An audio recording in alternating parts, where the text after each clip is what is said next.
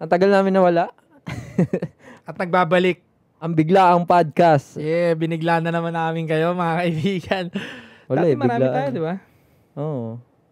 Wala eh. Nga pala, sa mga hindi nakakaalam, mga soy ko, itong biglaan podcast na ginawa namin ni Echo Rich dati, Supremacy Podcast na title Biglaan, nag-guest na dito si Bugoy na Kuy dati. Yes, sir. Di ba? Yes, Sino sir. pa ba? Si Ninong Tank. Ninong Tank, sila J-Nick, Ben, marami pa eh. Marami pang iba eh. Itong binuong podcast namin na to is based sa, may based more on guesting siya eh, no? Yeah, Hindi yeah, gaya yeah. nung podcast namin nila to na anti-support na talagang tatlo lang kami. Ito kami. Hindi. Yung sa atin, ito, based on guesting to. Guesting, saka, wala, yung lifestyle natin, buhay natin. So, sa mga hindi mga nakakilala, ako nga pala si Echo Rich. At syempre, kasama natin si Soy. So, isa daw, general ng Soy Army. Yeah. Ang puso ko nasa magsasaka, ingatan yung mga pera nyo, mga Soy ko. Dahil yan ang halaga natin, mga lalaki. Sim. Ang tagal, na-miss ko to. Ilang years tayo hindi nakapag-podcast. Parang Pero ang dami natin plano. Puro plano lang. Oo. Na podcast tayo mo. Tapos di natutuloy. Tapos ngayon, walang internet. Saka natuloy. Wala kasing internet kami ngayon. Hindi kami makapagtrabaho eh. Walang internet, di makapag-upload. Di nakapagtrabaho pa rin tayo kumbaga kasi nakapag-podcast nga tayo. Ito. Yeah, trabaho pa rin eh. Marami kayong matututunan sa podcast na to sigurado. Yes sir, ang biglaan podcast. Yung nakaraang araw, nabitin ako sa topic namin na Psychology of Money. Oh, maganda yan, pera. Nung nabasa ko yung libro ng Psychology of Money at pinakinggan ko sa audiobook, nagbago talaga yung perspective ko sa pera no? Sobrang laki ng dinagdag ng perspective niya paano ko tignan yung pera. Para sa'yo, paano mo masasabi pag success ka na? Sa usapang pera? Sa lahat ng aspeto. Kasama na rin siguro pera. Masasabi kong success na ako pag yung palipat-lipat na ako ng bansa, pare. Yung kaya ko ng anytime. Uy, tara. Punta tayo ng Thailand o punta tayo ng US. Biyahe tayo. Parang doon ko masasabing success. Yun na yung success. Kasi syempre, nagagawa mo na lahat eh. Pwede ka na mag-travel anytime. Wala kang iniisip na budget or pagkain. Kumbaga yung success sa'yo, parang kalayaan and freedom, no? Nagagamit mo na yung pinaghirapan mo, kumbaga. Bagay, parang yun din sa akin. Basta malaya ako, may kapayapaan utak ko. Pagka... Kasi tingin ko, para dun talaga yung yung mga ginagawa natin ngayon. Di ba? Kasi kung, halimbawa, nga, madami na tayong pera. Tapos, hindi tayo makapag-travel kahit sana. Ba't di natin magawa yun? Parang wala pa rin eh. Parang kulang-kulang talaga eh. Totoo yan sinabi mo. Alam mo, may mga magagandang bahay nga na dito sa lugar natin na nakikita ko. Pero parang patay yung energy. Alam mo yun? Parang wala, no? Ang laking bahay, ang gandang bahay, ang gaganda ng kotse sa labas, pero pagka nadadaanan ko yung bahay nila, pag nagja-jogging ako, alam kong parang patay yung energy, hindi tahimik. Low energy. Sobrang low, parang hindi makulay, wala masyadong halaman, hindi makulay. Parang, alam mo agad sa isang bahay pag low energy. Mararamdaman mo yun. Oo. Pag mababa ang energy ng isang bahay. So, masasabi ko, isang bagay doon, hindi porket napakaganda ng bahay ng isang tao, napakalupit ng kotse sa labas ng isang tao, masasabi mong success o masaya na nga ba talaga yung taong yun. Pwede kasing, ang ganda nga ng kotse niya, ang ganda nga ng bahay niya, hindi naman niya matambayan masyado kasi kailangan niyang punan yung sustento ng bahay na yun. Totoo. Oo. Tama diba? Yun. Tama. May singil eh. Akala ng mga tao, porket may malaki ka ng bahay, may sports car ka, walang singil sa utak. May singil eh. Meron. Kumbaga, ka-flex nga, ang lupit mo nga dyan sa part na yan, pero sinisingil ka ng stress na kailangan mong bayaran yung malaking ilaw mo kasi marami ka na nakabukas na ilaw eh. Yes, sir. Marami ka ng aircon. Sabi nila, pag umaangat ka na daw talagang tatanggapin mo talagang dadami rin yung mo. Kailangan gampanan, kumbaga. Aangat din. And gastusin. Yeah, gastusin. Aangat din.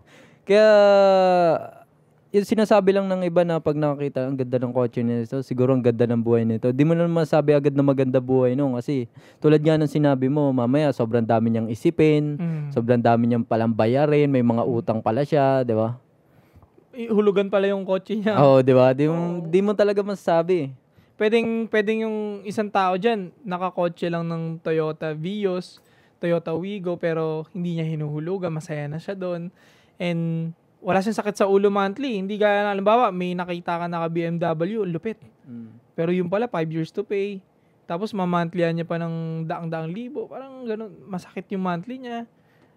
Every month, kailangan niya magsipag. So parang di rin yun. May singil pa rin palagi. Laging meron. Kumbaga, laging may kabaliktaran lagi. Oo. So, laging may... Katulad nga niyan eh. May mindset ako. Hanggang ngayon eh. May mindset ako na... Halimbawa, may bahay dyan. Kasi may mga paupahan ako dati, di ba? Halimbawa, may bahay dyan. Huwag mong bilhin ng buo. Diba? Alam ko, ganito rin ang utang mo. Huwag mong bilhin ng cash. Bagkos, rentahan mo. Diba? Ito na lang kondo. Rentahan mo yung kondo. And then, ipaupa mo. Para yung nangungupahan, siya yung magpupuli payment nung monthly mo hanggang sa, yung parang rent to own yung pag, ano mo. Hanggang mapasayo na. Oo. Pero ang naguhulog, yung nangungupahan. Parang ang dali niya isipin, di ba? Tama, di ba? Parang, pero, may singil siya. Kasi akala mo, okay na okay dahil iba yung nagbabayad pero hindi kasama doon yung monthly maniningil ka. Paano pag sira ulo yung nakarenta? Yun lang. Diba? Yun lang yung pinaka doon, yung pag nakahanap ka ng taong nakahanap ka ng taong di ka aya-ayang tao. Sira ulo pala. Kasi syempre di mo naman masabi yung mga tao, iba't ibang ugali naman yan eh. Iba't ibang mga ugali. Tapos syempre may problema rin siya minsan. Malay mo, delay din siya sa bayad. May sakit sa ulo din. Sahod, no? Delayed sa sahod. Kaya nagkakaproblema siya sa finances niya. So, madedelay din yung bayad sa'yo. May stress ka rin ngayon. Saan mo kukunin yung pambayad nun, di ba?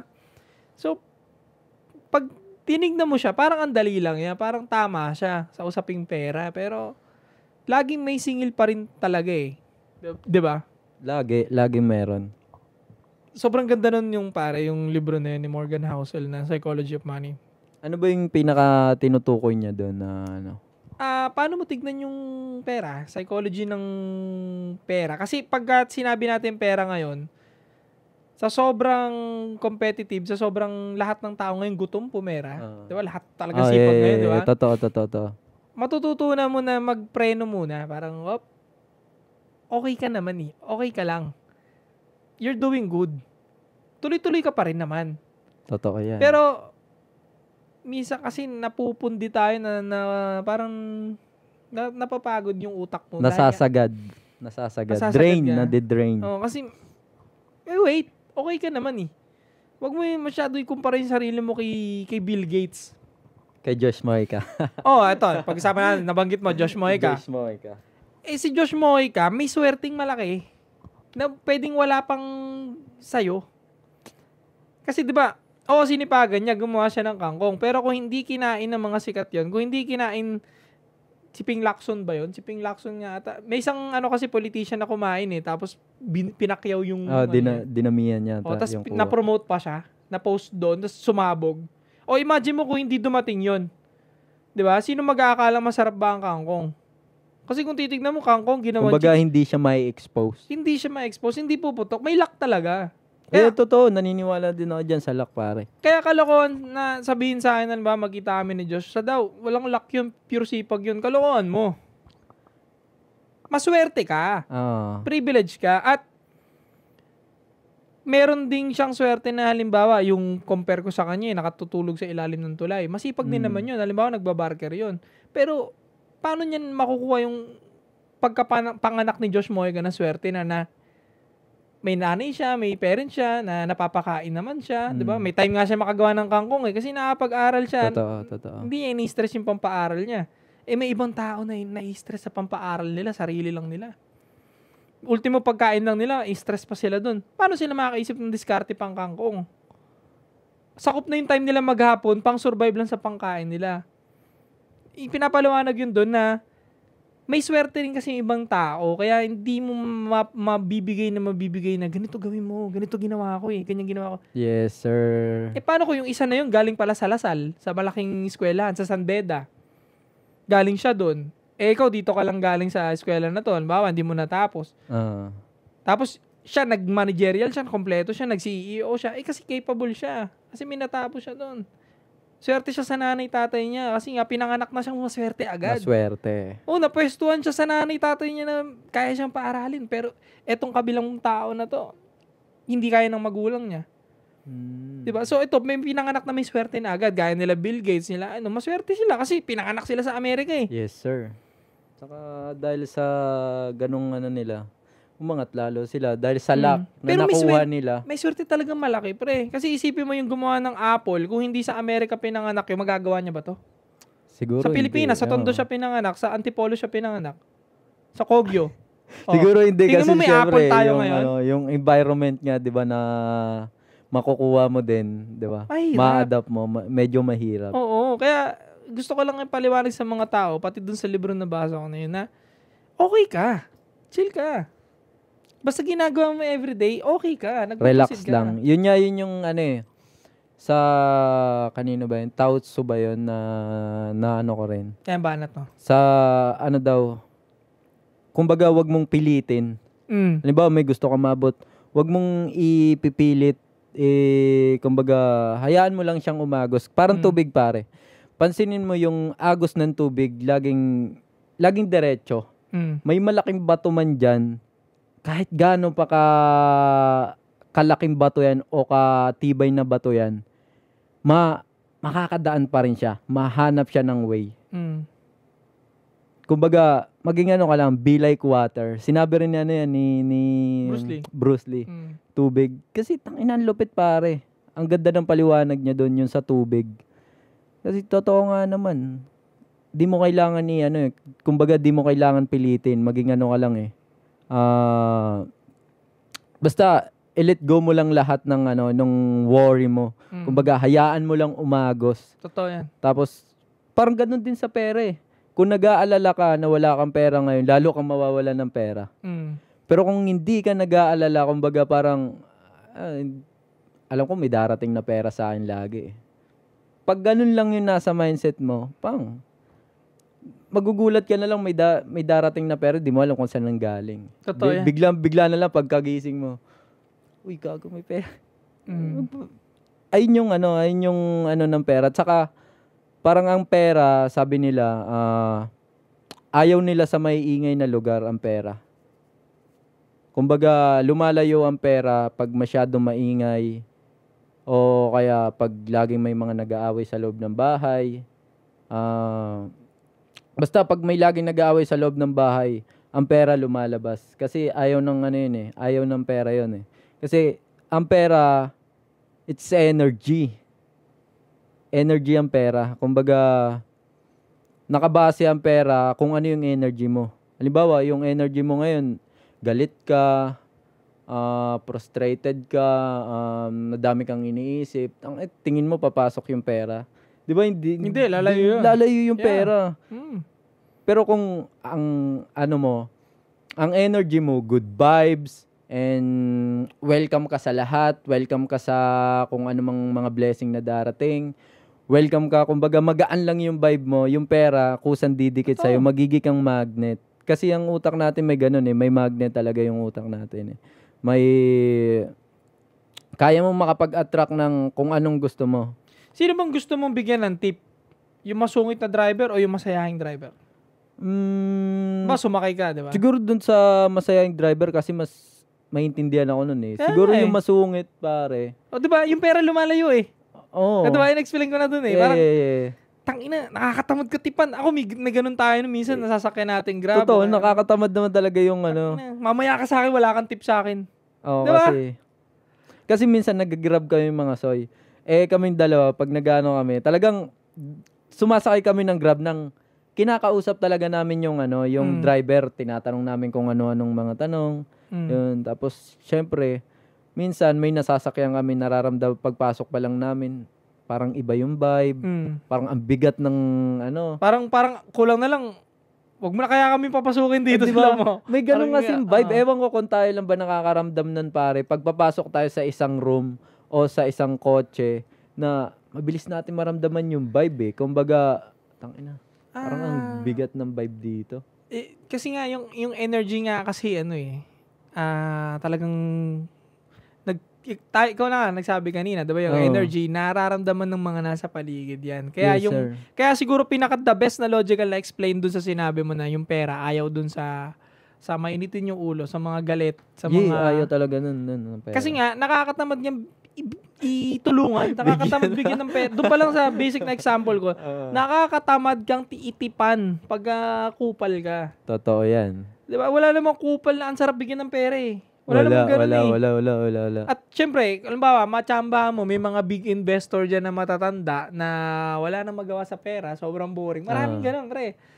Yan, kala Rendon Labrador, di ba, kinuwento niya nga dati, parang may nag-sponsor lang naman ng gym sa kanya. Pero kasi may credibility siyang malaki na, yung pangalan niya kasi, parang respected. So, may nag-invest sa kanya na mayaman. Nagpatayo ng gym, pare. Si Rendon na nag-ano, di ba? So, isipin mo kung kupal yun si Rendon, hindi masayahin yun, malamang off ka masayahin. Oo, totoo. Hindi na siya kumbaga hindi na siya pag-aaksaya ng oras na nag-invest sa kanya. Tangina na mamay, lokohin mo pa ako, ngayon pa lang, asama na ng ugali mo eh. Totoo di ba? Yan, totoo. Nakakatamad. Kaya yung pera, ayaw lumapag doon. Yes, sir. Kasi yung mga taong may pera, ayaw nga ilapag dyan. Kasi nga, dahil sa vibe niya din o kaya sa energy niyang pinapakita. Kasi nararamdaman talaga.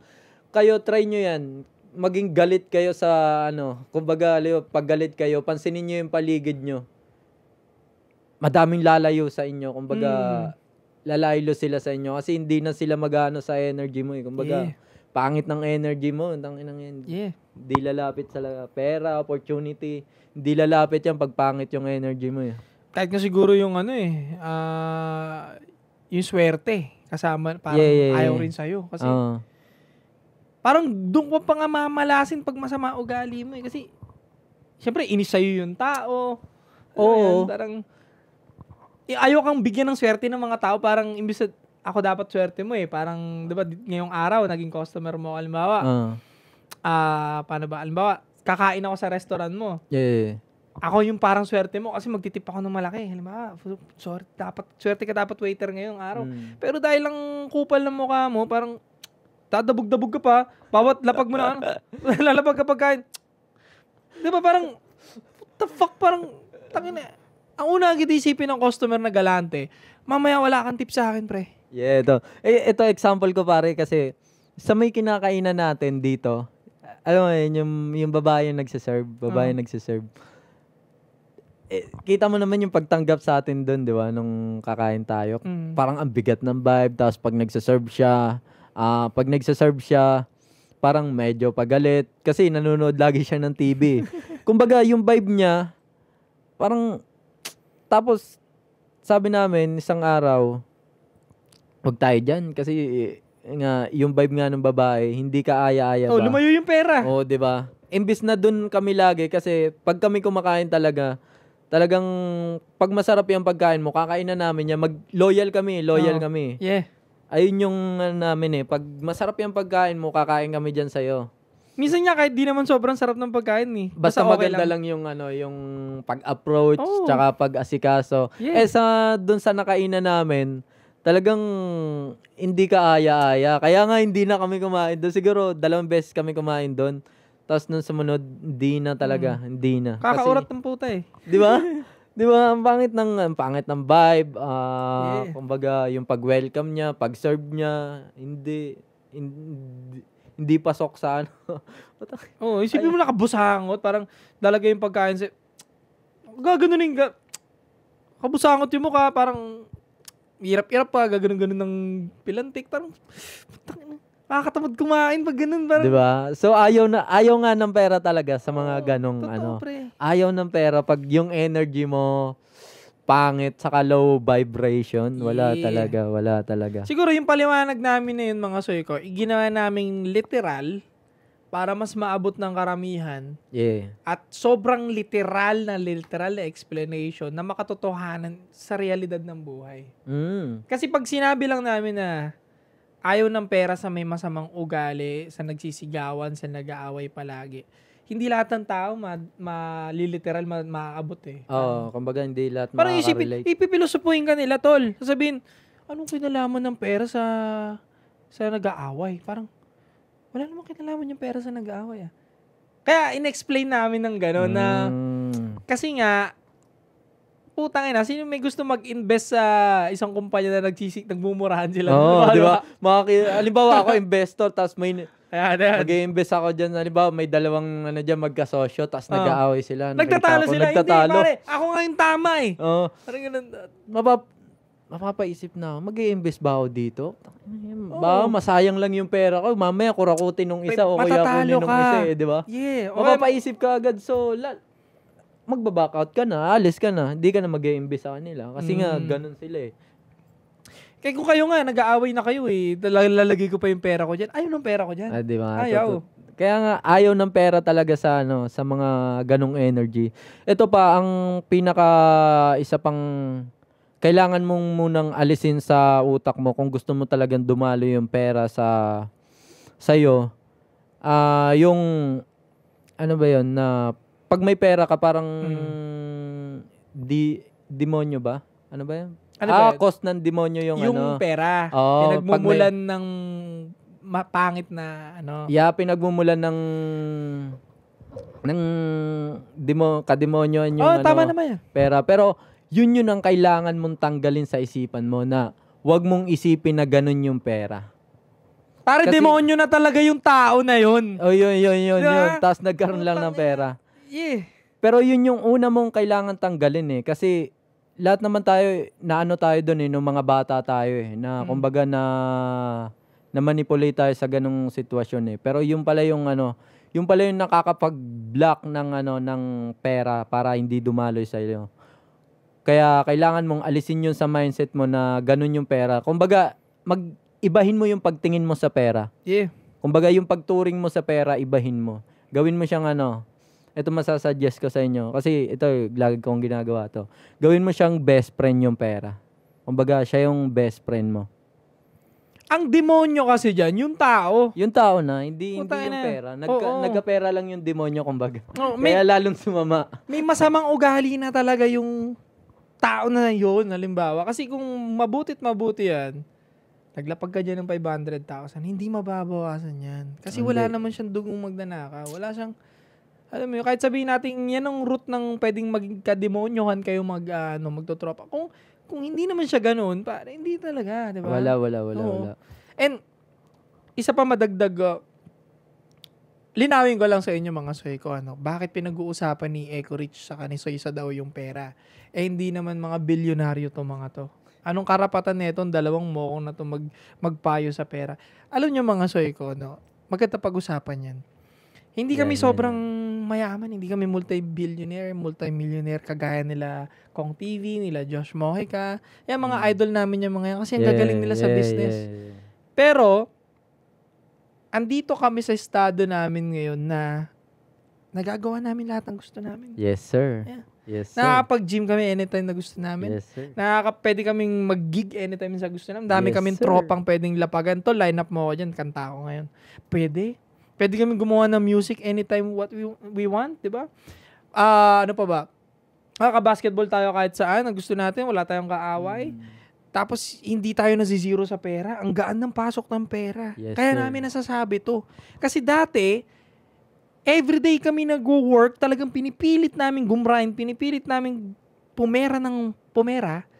Kumbaga, pinipit natin. Oo, pumera. Pero, hindi siya tumadami. Ngayon, hindi mo siya pinipilit, pero hindi ka nawawalan. Yes, sir. Diba? Yes, sir. Sabihin na natin, ganito yung amount ng pumapasok na pera sa amin, ganyan. Pero at least, wala. Kumbaga, laging meron, hindi nawawalan. Yeah. At ang gaan. Tsaka,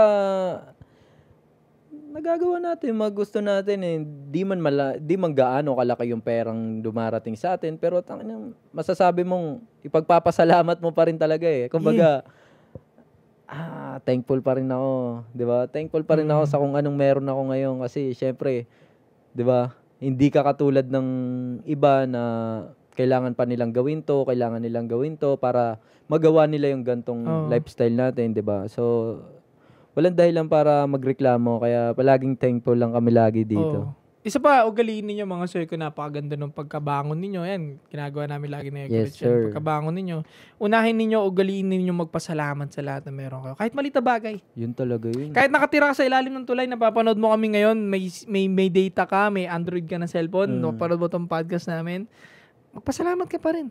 Yes, Kasi sir. may pang data ka mapanood kami. Oo. May Blessing pa rin yun, pare. Oh, nakapag 3-in-1 coffee ka kanina, kapag great taste ka kanina, naarawan ka ngayong araw.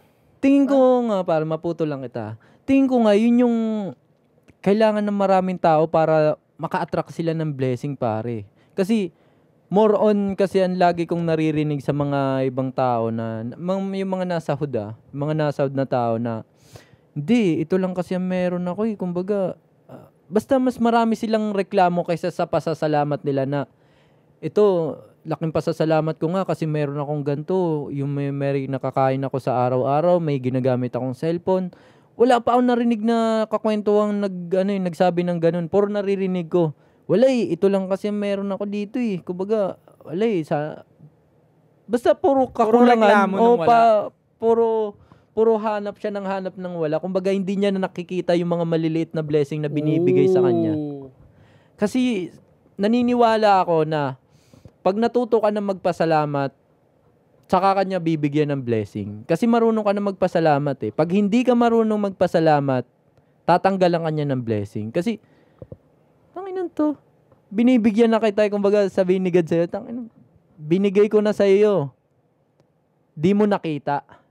So parang, hindi, bibigyan kita ng mas marami pang mas marami pang problema. Di mo nakikita yung binibigay ko sa'yo Diba? Kaya, maging thankful kayo sa maliit na bagay, malaki man yan. Yung pagising nyo, pagmulat ng mata nyo, sobrang blessing na nun kasi nagising kayo. Yung iba, hindi na nagigising. Yeah. Diba? Pagising ng iba, hindi makatayo sa ospital. Diba? Comatose, diba? Nandun lang. Baldado. Importante yun yung mga kailangan matutunan ng tao na kami, kumbaga talagang danas na natin na Sobra. sinishare lang natin sa mga soy natin para may makuha sila or para may matutunan din kayo na makuha nyo sa amin, di ba? Na knowledge. Importante kasi knowledge sa mundo natin. Knowledge talaga ang tumatakbo, hindi naman yung kung gaano kakalakas o knowledge. Kasi kahit gaano kakalakas, tangina kung wala kang knowledge. Tulad ni Samson. Example, si Samson, di ba? Wala siyang knowledge sa babae. Kahit gaano siya kalakas, ayun nanghina Beta male. Sinaunang beta male. Diba? Bobo mo, Samson. Pero, matatawag nga ba siyang high value male, si Samson? At yan ang pag-uusapan natin sa susunod na episode. Abangan nyo yan.